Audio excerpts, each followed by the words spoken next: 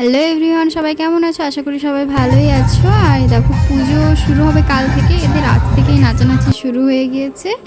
আর এই যে প্যান্ডেলের ওই সাইডটায় উনুন হয়েছে, খাওয়ান হবে তাই জন্য।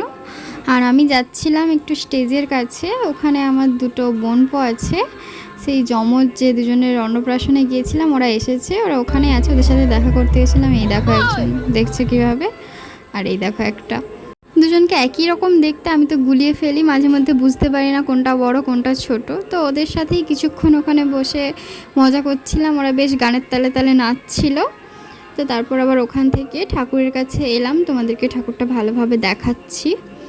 আর এই রাস্তার এদিক ওদিক করে সব একটা করে দোকান বসছে, আর এই পুজো মণ্ডপটা ওরা নিজেরাই সাজাচ্ছে। আর এই দেখো মায়ের মূর্তি, পুরো জগৎ জননী মা।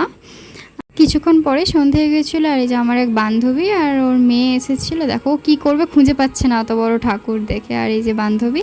তো আজকের মতো টাটা, দেখা হচ্ছে নেক্সট ভিডিওতে।